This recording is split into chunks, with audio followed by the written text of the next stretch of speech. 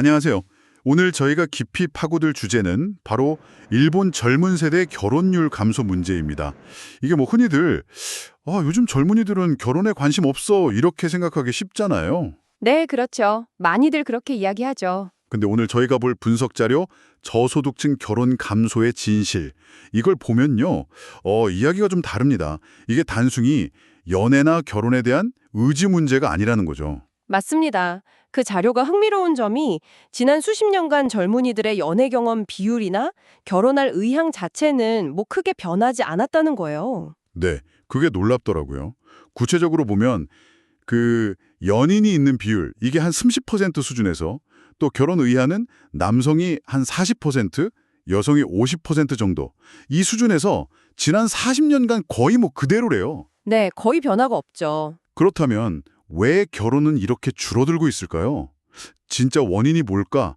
이 자료가 제시하는 어떤 경제적 현실 속으로 한번 같이 들어가 보시죠. 네, 이 분석의 핵심 출발점이 바로 거깁니다.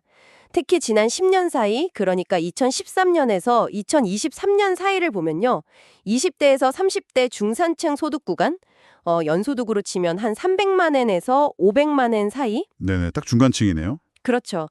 이 계층에서 결혼하고 또 아이를 낳는 그 비율이 급격히 줄었다는 점에 주목합니다.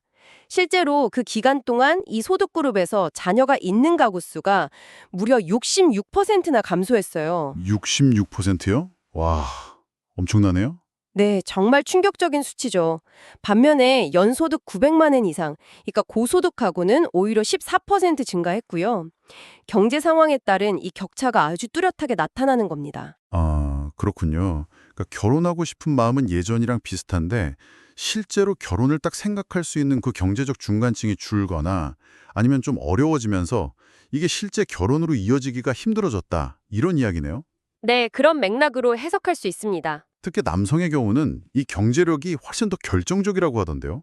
맞습니다. 남성의 경우 이 자료는 결혼 가능성을 가르는 가장 중요한 변수로 경제력을 딱 지목해요.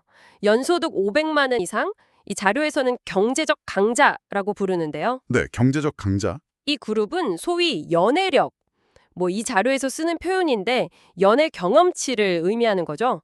이게 좀 부족해도 결혼 비율이 높아요. 아, 연애 경험이 적어도 돈이 있으면 결혼한다. 그렇죠. 반대로 소득이 낮은 경제적 약자 그룹은 연애 경험이 아무리 많아도 미혼율이 상당히 높게 나타납니다. 구체적인 수치가 혹시 있을까요? 네, 예를 들어서 경제적으로도 약하고 연애력도 약한 남성, 이 그룹의 미혼율은 무려 97%에 달한다고 합니다. 97%. 거의 뭐 결혼이 불가능하다는 수준인데요. 네, 현실적으로 매우 어렵다는 거죠. 심지어 이런 분석 결과도 있어요. 고소득이지만 연애 경험이 적은 남성보다 중간소득이지만 연애 경험이 풍부한 남성이 결혼 시작에서 더 선호된다는 거죠. 와, 남성에게는 정말 경제력이 어떻게 보면 연애 경험보다 더 중요할 수도 있겠네요, 결혼에 있어서는. 네, 이 자료는 그렇게 시사하고 있습니다. 여성의 경우는 좀 다르다고 들었어요. 경제력 영향이 남성만큼 절대적이진 않다, 이런 건가요? 그렇습니다. 여성은 소득 수준이 중간이거나 그보다 좀 낮더라도 연애 경험이 중간 이상이면 결혼율이 비교적 높게 나타나요. 아, 그래요? 네. 물론 경제적으로도 약하고 연애 경험도 적은 여성의 미혼율, 이게 77.5%로 가장 높기는 합니다만 그래도 남성의 97%보다는 훨씬 낮죠. 네, 차이가 꽤 크네요. 근데 또 흥미로운 지점은 오히려 경제력이 높은 여성의 경우에요. 비슷한 조건의 남성보다 미혼율이 더 높다는 거예요. 그럼 왜 그럴까요? 돈 잘 버는 여성이면 더 유리할 것 같은데? 그게 꼭 그렇지만은 않다는 거죠. 여성에게 높은 경제력이 반드시 결혼으로 바로 이어지는 건 아니다. 뭐 이런 해석이 가능합니다. 여러 복합적인 이유가 있겠죠. 그렇군요. 그럼 이 모든 현상들, 특히 왜 그 많던 중산층의 결혼이 이렇게 급감했는지 이걸 설명하는 핵심적인 어떤 메커니즘 같은 게 있을까요? 잔류는 바로 매칭의 부주화, 이 문제를 지적합니다. 매칭의 부조화요? 네, 많은 여성들이 결혼 상대로 자신보다 소득이 높거나 아니면 최소한 비슷한 수준의 남성을 원하는 경향, 이걸 이제 경제적 상향원 지향이라고 하는데 이게 강하다는 분석이에요. 아, 위로 올라가려는 경향? 그렇죠. 실제로 결혼한 부부의 약 70%는 남편 소득이 더 높다고 하고요. 이러다 보니 여성들의 희망 조건이 소수의 경제적 강자 남성에게 막 쏠리는 거죠. 아하. 결국은 수요는 많은데 공급은 한정적이다. 이런 구조가 되는 거군요. 네. 그래서 경제력 있는 소수 남성은 연애력이 좀 부족해도 상대적으로 쉽게 결혼 상대를 찾지만 맞아요. 그 남성들을 원하는 다수의 여성들은 서로 경쟁해야 하고 동시에 또 여성들이 소득 기준을 잘 낮추려 하지 않으면서 그 인구의 다수를 차지하는 평범한 경제적 중간층 남성들은 아예 매칭 기회 자체를 얻기 어려워지는 거군요. 결혼율 하락, 특히 중산층의 결혼 급감을 이끌고 있다. 이게 이 자료의 핵심 분석인 거죠. 와, 듣고 보니 정말 구조적인 문제네요. 네.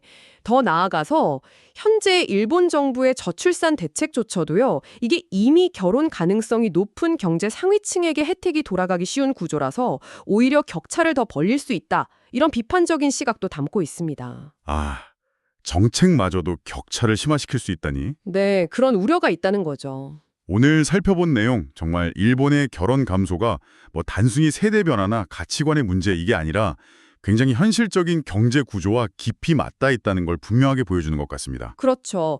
특히 중산층의 어려움, 그리고 남녀 간의 그 매칭 과정에서 발생하는 구조적인 미스매치, 이게 핵심 원인이라는 점이 아주 인상 깊네요. 네, 결혼이라는 게 아주 개인적인 결정처럼 보이지만 그 이면에 이런 거시적인 경제 논리가 얼마나 강하게 작동하는지를 보여주는 그런 사례라고 할 수 있겠습니다. 맞아요.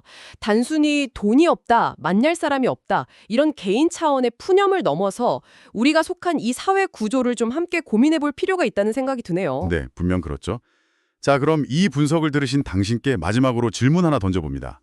만약 결혼이 이처럼 경제적 현실에 크게 영향을 받는다면 이것이 당신의 다른 삶의 선택들, 예를 들어 직업 선택이라든지 교육 투자, 혹은 궁극적으로 추구하는 행복의 모습에는 과연 어떤 연쇄적인 파장을 일으키고 있을까요? 한번 차분히 생각해 보시면 좋겠습니다.